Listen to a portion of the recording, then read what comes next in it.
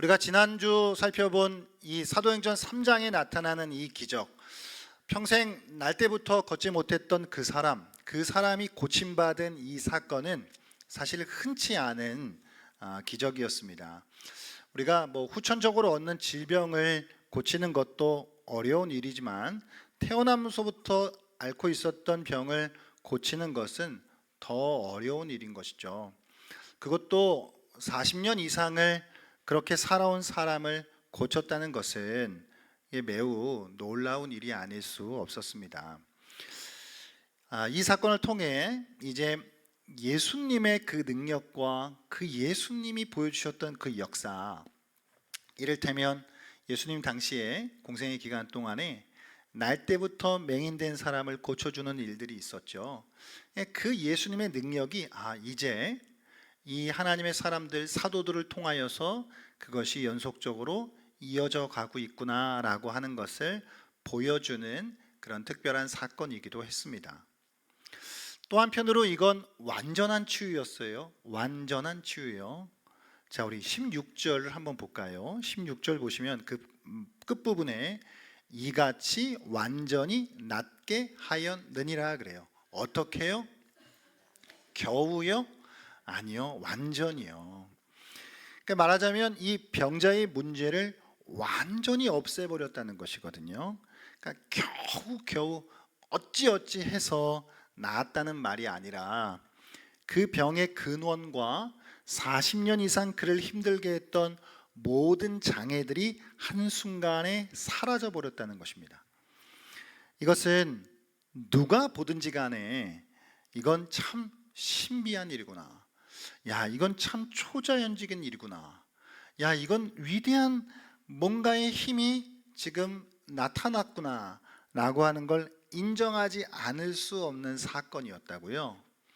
그러니까 혹시라도 누군가가 옆에 보면서 야, 어쩌다 보니 우연히 저런 일이 있을 수도 있지 할 수 있는 성격의 일이 아니었다는 거죠. 완전한 치유의 놀라운 사건이었어요.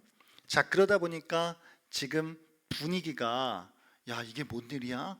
라고 하는 분위기가 막 조성되면서 이 베드로와 요한이 느끼기에 뭔가 분위기가 좀 심상치 않다. 사람들이 지금 자신들을, 베드로와 요한 자기들을 바라보는 좀 뭔가 눈빛이 달라졌다 라고 하는 걸 눈치채기 시작했을 거예요. 그도 그럴 것이 너무 큰 일이 일어났기 때문에 사람들은 요한과 베드로를 바라보면서 마치 뭔가 그 사람들이 정말 대단한 능력을 가지고 있는 그런 사람인 것처럼 생각했을 수 있겠죠.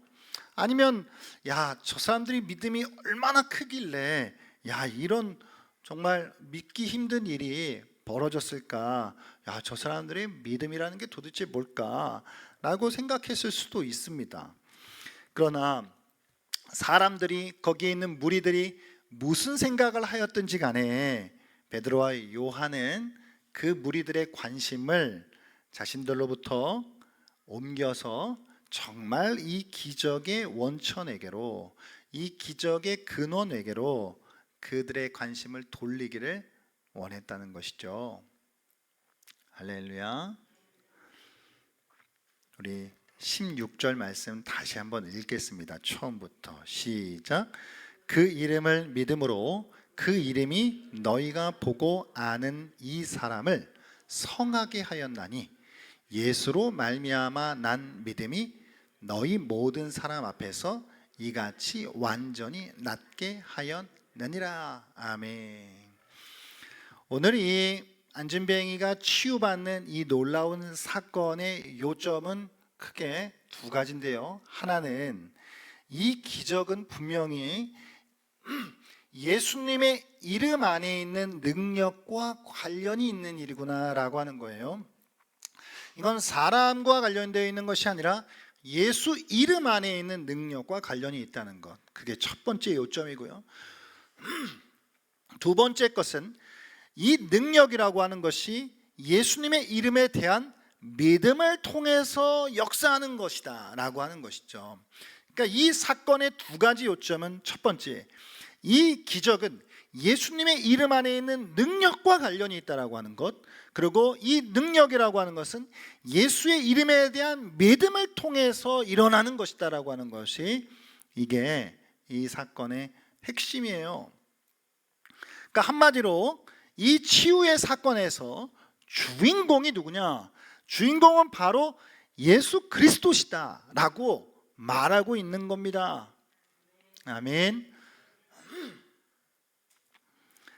베드로와 요한은 사람들이 지금 자기들을 주목하는 것서부터 시선을 돌려 이 모든 사건의 참 주인공이 누구신지를, 그분을 주목하기를 원했다고요.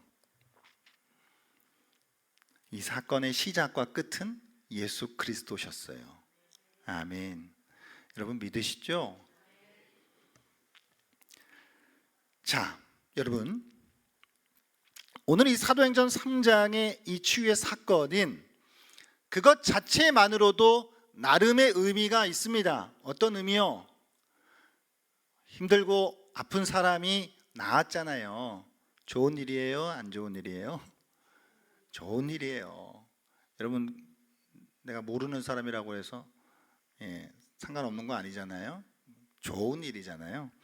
그 자체만으로도 의미가 있는 일이지만 사실은 더 중요한 것은 이 사건은 다른 어떤 무엇인가를 향하고 있다는 것이죠.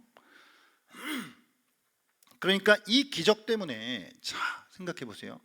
그 현장을 한번 우리가 생각해 보면 이 기적 때문에 지금 어떤 일이 일어나게 됐냐면, 그 다음으로 어떤 한 사람이 고침을 받으니까 갑자기 수많은 사람들이 거기에 모이기 시작해요. 여러분, 사람 모으는 게 쉽습니까? 사람 모으는 게 어려워요. 그런데 지금 이 한 사람이 고침을 받으니까 갑자기 여기저기에서 야, 이게 무슨 일이야? 그러면서 모여들기 시작했다고요. 이 놀란 이 군중들이 베드로와 요한, 그리고 이 병을 고침받은 이 세 사람이 있는 곳으로 모여들기 시작했고, 그래서 그들이 장소를 솔로몬 행각으로 옮겨 거기서 이제 베드로가 설교를 하게 됩니다.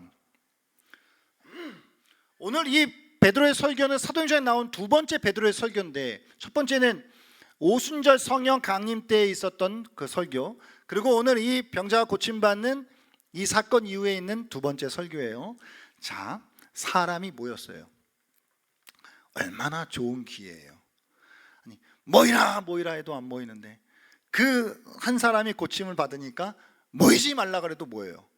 그러니 얼마나 지금 환경이 지금 좋은 환경이에요. 그죠?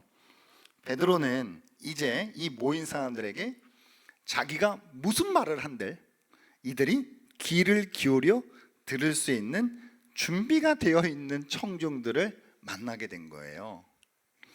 그곳에 모인 큰 무리는 아마도 대부분 이 지금 눈앞에서 펼쳐진 치유의 이 의미가 진짜 뭘 의미하는지 그걸 대부분 몰랐기 때문에 베드로는 이제 그 의미를 그들에게 자세하게 설명해 줄 수 있는 절호의 찬스를 얻게 되었다는 것이죠. 그러니까 지금 이 사건은 이게 지금 포석이거든요. 요즘 승부라고 하는 그 영화로 이제 바둑이 관심을 갖게 되는데, 포석 뭐죠? 이제 좀 저렴한 표현으로 밑밥을 다 까는 거죠. 축구 용어로 빌드업을 하는 건데요.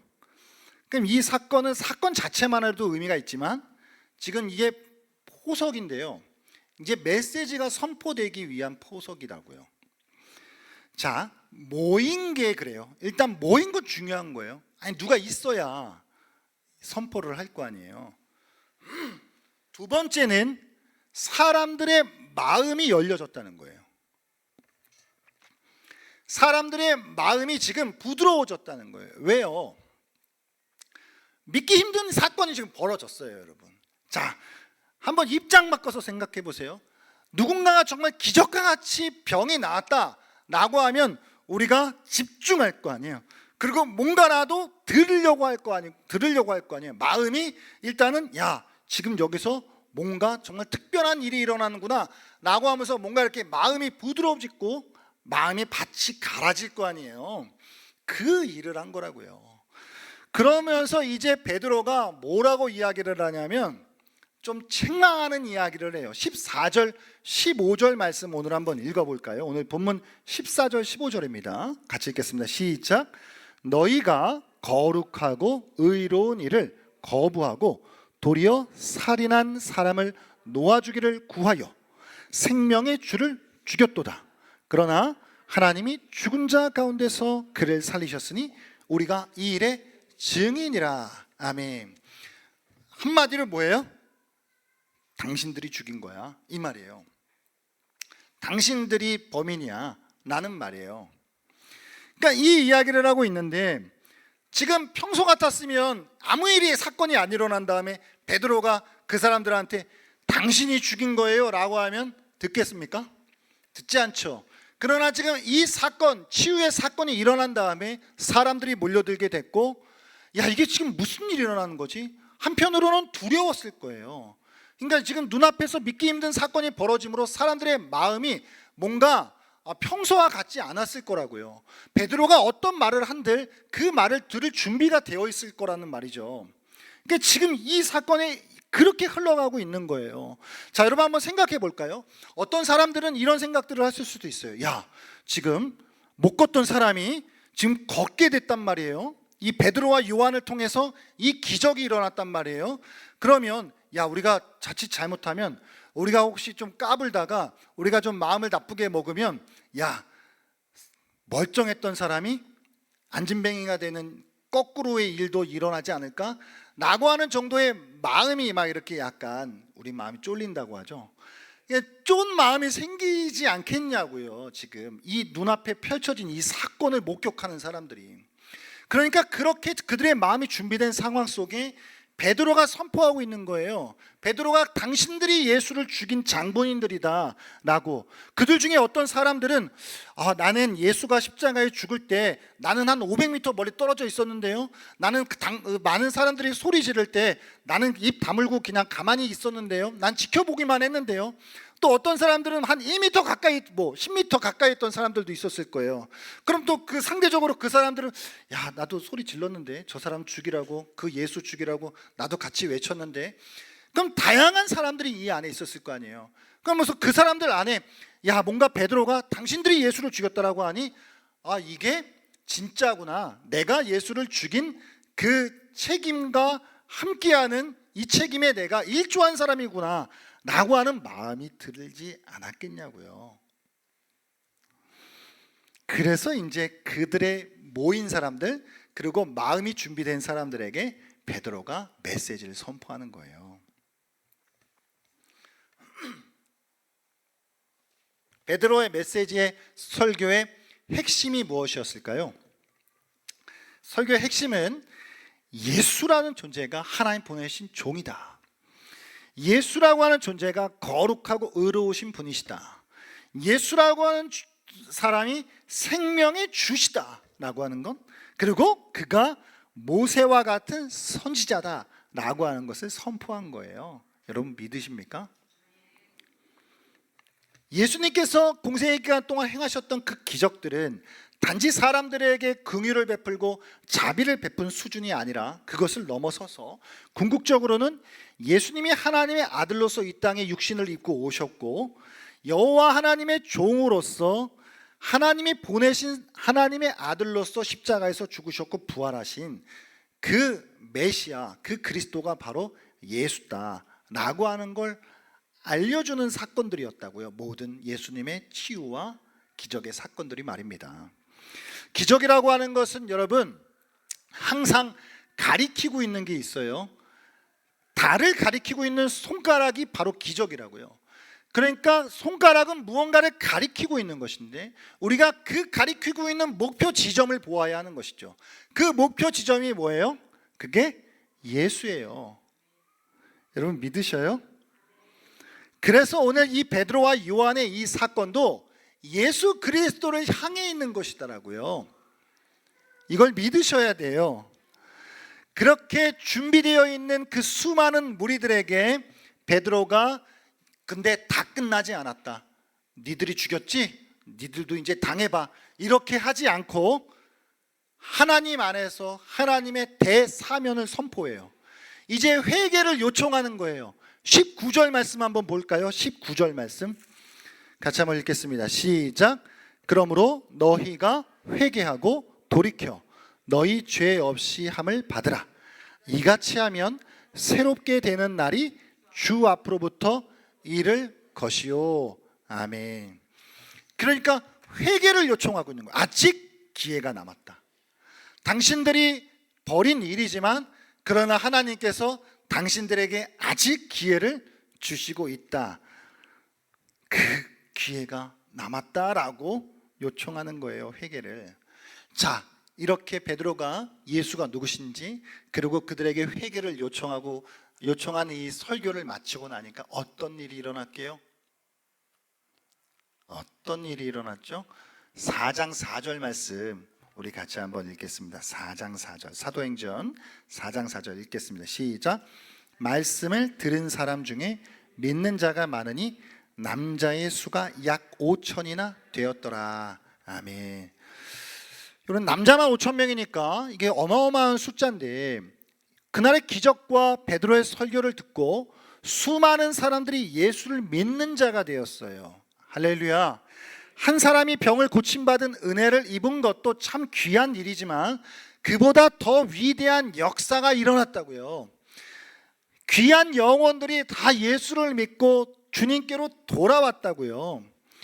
그 기적이 원인이 된 것은 아니지만 그 기적이 계기가 되어서 그것을 계기 삼아 수많은 사람들이 그리스도의 복음을 듣고 생명으로 거듭나게 되는, 새 생명으로 거듭나게 되는 놀라운 일이 일어났더라고요. 여러분, 이 일은 안진뱅이한테는 좀 미안한 이야기이지만 한 사람의 안진뱅이가 고침받은 것보다 훨씬 위대하고 놀라운 일이에요. 뭐가요? 수천 명의 생명이 거듭난 거예요.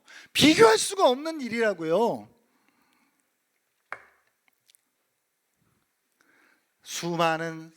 수천 명의 사람들이 예수를 믿는 생명으로, 죽음에서 생명으로 건져졌어요. 안진뱅이 하나가 일어난 것과는 비교할 수 없는 더 커다란 하나님의 구원과 역사가 일어났어요. 기쁘시죠? 저 여러분에게 이 일을 행해 주신 줄 믿습니다. 자, 여러분, 그러면 제가 이 오늘 본문 속에 한 가지 질문을 한번 드려볼게요. 우리 그 현장으로 다시 가서 지금 베드로와 요한은 시간이 되어 성전으로 기도하러 올라가는 거예요. 그리고 늘상 성전 미문에는 이 거린이 지나다니는 사람들에게 좀 돈을 요청하고 있는 거예요. 자, 그러면 지금 베드로와 요한 지나가요. 그 거린이 딱 봤어요. 그 사람에게 돈을 좀 달라고 요청했죠. 이 거린이 베드로와 요한에게 구한 것은 큰 게 아니에요. 그냥 얼마 정도 내가 음식을 사 먹을 수 있는 얼마 정도의 돈을 구했겠죠. 뭐 얼마나 바랬을까요? 뭐 한 5천 원? 뭐 지금식으로 따지면 뭐 오늘 한 10,000원 정도 주면 참 좋겠다. 뭐 이렇게 생각했을까요? 그러니까 이 거린이 구한 것은 큰 게 아니었어요. 그리고 베드로와 요한이 사실 안 줘도 그만이었어요. 그러면 또 다음 사람에게 요청하면 되는 것이었거든요. 그리고 베드로와 요한도 아마 적지 않은 사람들이 또 그 거린에게 돈을 좀 줬겠죠. 그럼 자기들도 돈으로 해결할 수 있었을 거예요. 자, 생각해 보세요, 여러분. 베드로와 요한이 지금 초대교회 당시에 모든 사람들이 물건을 통용했다 그랬어요. 막 그럼 부자들도 막 다 모으고 막 그랬어요. 그러면 교회로 다시 돌아가갖고 좀 있는 사람들한테, 자, 여보시오, 저 성전 미문에 앉아 있는 그 안진뱅이 내가 봤는데 그 사람 앞으로 당신이 매월 얼마씩 지원을 하든가 아니면 일시불로 한 100만 원, 1,000만 원 주든가 이렇게 해결할 수 있었을까요? 없었을까요? 아침에 싸우고 오신 거 아니잖아요, 그렇죠? 그렇게 구제로 해결할 수 있었을 거예요. 사실 그리고 그 해결 방법이 제일 쉬워요. 돈으로 해결하는 게 제일 쉬워요. 그러니까 어떻게든 돈을 마련해서 그 사람에게 주면 그리고 그냥 끝. 그래서 만약 좀 생각보다 더 많은 돈으로 도움을 줬다면 그 거린이 고마운 마음이 컸을 거예요. 그리고 뭐 어느 순간 훗날 어느 시간에 그 사람도 예수님을 영접했을 수도 있어요. 모를 일이죠. 그러나 그렇게 해결하는 방법은 거기까지예요. 그러니까 오늘 우리가 던져야 할 질문은 왜 베드로와 요한이 구제가 아니라 이 치유라고 하는 방법을 택했는가라고 하는 거거든요. 돈으로 해결할 수 있었을 거예요. 음식으로 해결할 수 있었을 거예요. 실질적인 것으로 이 사람에게 도와줄 수 있었을 거예요. 근데 왜 그들은 그 방법을 택하지 않고 왜 치유를 택했냐고요. 자, 돈으로 해결하는 건 사실 베드로나 요한 아니더라도 다 할 수 있어요. 거기 지나다니는 다른 사람들도 다 할 수 있다고요. 베드로와 요한은 그 순간 이 사람이 도움을 요청할 때 아마 그들의 마음속에 이런 감동이 있었을 거예요. 아, 하나님이 지금 이 사람을 도와주는데 단지 돈 몇 푼을 줘서 도와주는 방식이 아니라 지금은 뭔가 하나님이 더 특별한 일을 하려고 하시는구나라고 하는 것을 느꼈을 거예요.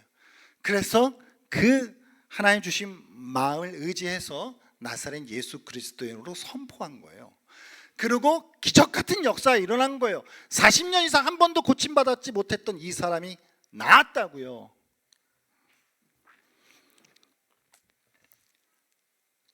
돈 몇 푼을 쥐어주는 일은 매우 상식적이고 그리고 합리적이에요. 되게 자연스러워요. 자, 그러나 여러분, 구제는 교회가 해야 할 일이 맞습니다. 여러분 오해하지 마십시오. 교회는 구제 사역을 해야 합니다. 아멘이시죠? 교회는 치유의 사역도 해야 해요. 믿으십니까? 그러나 구제 사역은 저 세상 NGO 단체가 훨씬 잘해요. 여러분, 사람 병 고치는 건 병원이 더 잘합니다. 그런데 그러면 교회는 구제 사역도 해야 하고 치유의 사역도 해야 하는데 그럼 교회는 뭐가 다르죠? 교회는 다른 게 있죠. 우리도 구제하고 치유하지만 우린 다른 게 있어요. 자, 다시 이 고침받은 사람, 이 구제를 받은 이 거린이, 자, 구제를 만약에 받았다라고 한다면 나중에 어느 시간에 예수님을 영접했을 수도 있어요. 하지만 그건 거기까지였다고요. 하지만 치유를 통해서 일어난 효과는 사람들이 거기에 모이게 되었어요. 그리고 그들의 마음이 준비가 되었어요. 마음마치 기경이 되었다고요. 그리고 그리스도의 복음을 듣고 회개하고 믿음의 자리까지 나아갈 수 있었다는 거예요. 그래서 수천 명의 사람들이 변화가 되었다고요. 영생을 얻게 됐어요. 할렐루야. 이게 할렐루야가 나오셔야 되는데, 구제는 NGO 단체도 할 수 있고 치유는 병원에서 할 수 있어요. 하지만 복음은 교회만 줄 수 있어요. 교회는 그리스도의 생명, 그 생명의 복음을 가진 곳이에요. 여러분, 교회라고 하니까 뭐 딴 데 같죠? 아니, 교회가 뭐예요?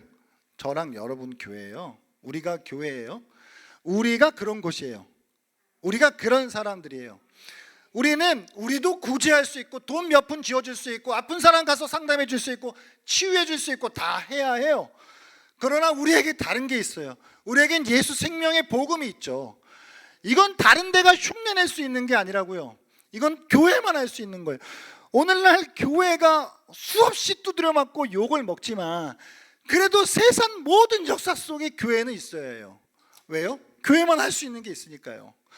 다른 어떠한 사랑의 단체, 봉사단체, 무슨 병원, 호스피스 다 할 수 있는, 그들이 할 수 없는 그거, 그들이 많은 걸 할 수 있지만 그들이 할 수 없는 그걸 교회만 할 수 있는 것이 있기 때문에, 저와 여러분에게만 소유하게 하신 것이 있기 때문에, 저와 여러분을 통해서만 하게 하신 일이 있기 때문에, 그래서 아무리 세상에서 교회가 욕을 먹어도 교회는 세상의 소망입니다. 오늘 16절 말씀 다시 한번 볼게요. 16절 다시 읽겠습니다. 시작. 그 이름을 믿음으로 그 이름이 너희가 보고 아는 이 사람을 성하게 하였나니 예수로 말미암아 난 믿음이 너희 모든 사람 앞에서 이같이 완전히 낫게 하였느니라. 잠깐만 띄워주세요. 여기서 예수로 말미암아 난 믿음, 누구의 믿음일까요? 저는 이제 이게 묵상을 계속 하는데 이게 안진뱅이 믿음은 아닌 것 같아요. 왜냐하면 지금 본문의 정황상 당신이 믿을 겁니까? 라고 해서 예수님 당시처럼 예수님이 너 믿느냐 하면 저 믿습니다 하면 그 다음에 고쳐주고 이런 일련의 과정이 없단 말이에요. 그냥 그 거린에게 나사렛 예수 그리스도의 이름으로 걸어놨더니 걸었어요. 그럼 여기서 예수로 말미암아 난 믿음은 누구의 믿음일까요? 베드로와 요한의 믿음이라고 생각해요. 베드로와 요한에게 주신 이 믿음을 통해 하나님이 이 일을 행하신 거예요. 사랑하는 여러분, 베드로와 요한에게만 이 믿음을 주셨나요? 저와 여러분에게도 이 믿음을 주셨어요. 하나님은 우리에게 생명을 주셨어요. 영원한 생명을 주셨어요. 세상이 아무리 잘났어도 이 생명은 누구나의 것이 아니에요. 하나님께서 주신 자들에게만 있는 거예요. 우리는 이 생명과 이 믿음을 소유한 자들입니다. 우리는 교회예요. 할렐루야. 구제와 치유의 사역은 세상도 할 수 있지만 영혼을 살리고 영원한 생명을 주는 것은 교회만 가능한 일이에요. 오늘날 교회가 어려움을 당하지만 그럼에도 불구하고 세상엔 교회가 필요해요. 우리는 그와 같은 존재들이에요. 이것을 믿는다면, 여러분 이걸 믿으십니까 진짜? 이걸 믿는다면 우리는 우리 스스로를 생각하는 평가가 달라질 거예요. 이 생명이 있는 자들이 어떤 존재인지를 다시 생각하게 할 거예요. 우리에게 이런 생명을 주신 것이 얼마나 큰 일인지를 알게 될 거예요. 우리는 이 생명을 소유한 자들이고 이 생명을 세상에 전할 수 있는 자들이에요. 다시 여쭤봅니다. 만일 정말 우리가 이걸 믿는다면, 자, 사랑하는 여러분, 우리에게 물질이 조금 없어도 건강이 좀 약해도 우리는 괜찮지 않나요? 우리가 정말 이걸 믿는다면 우리 안에 세상 어느 곳에서도 제공하지 않는 예수의 생명이 우리 안에 있다는 걸 정말 믿는다면 우리는 지금보다 훨씬 더욱 당당하게 살아갈 수 있지 않겠습니까? 우리의 표정이 지금보다는 더 밝아지지 않겠어요? 우리는 세상에 없는, 세상에 줄 수도 없는, 세상이 해봐야 흉내밖에 낼 수 없는 그것을 가진 자들이기 때문이죠. 그럼 사실 우리는 전부를 가진 거예요. 예수의 생명이 전부예요. 저와 여러분의 그걸 주셨어요. 우리는 그런 사람들이에요. 그런 사람들에게 우리는 그것을 세상에 전할 수 있는 자들이에요. 이건 교회만 할 수 있는 거예요. 자꾸 교회라고 하니까 다른 누군가라고 생각하는데 저와 여러분이 할 수 있는 일이에요. 우리는 이거를 선포해야 하고 전해야 하죠. 또 그렇게 이걸 진짜 가진 자로 살아야 하죠. 이걸 정말 가진 자로 살게 될 때에 세상은 궁금할 거잖아요. 왜요? 아니 저 사람은 뭐 나보다 더 가진 것도 없고 나보다 더 건강한 것 같지도 않고 나보다 더 많이 배운 것 같지도 않은데 뭐가 저렇게 당당하지? 당당하다고 하는 건 건방지다는 얘기가 아니라 우리가 예수 안에서 담대한 거잖아요. 뭐가 저렇게 흔들림이 없지? 라고 거룩한 궁금증을 가지게 되지 않을까요? 그리고 이 예수의 생명이라고 하는 것에 관심을 갖게 되지 않을까요? 그럼 우리는 이것을 줄 수 있지 않아요? 우리가 우리에게 없는 것, 우리에게 뭐가 좀 없고 우리가 뭐가 좀 부족하고 몸이 좀 불편하고 내가 좀 요즘 경제적으로 많이 어렵고 이런 거에 집중하는 게 아니라 그게 좀 없어도 예수 생명이 정말 진짜라고 하는 거, 전부라고 하는 걸 내가 믿고 산다면 좀 없어도 우리는 괜찮을 거예요. 할렐루야. 좀 없어도 우린 웃으며 살아갈 수 있을 거예요. 이것을 소유한 자들이 저와 여러분인 줄 믿습니다. 오늘 말씀을 마음에 담아 정말 이것을 가진 자답게, 전부를 소유한 자답게 이 땅에서 살아가시고 이것을 또한 세상에 줄 수 있는 저와 여러분 되기를 바랍니다.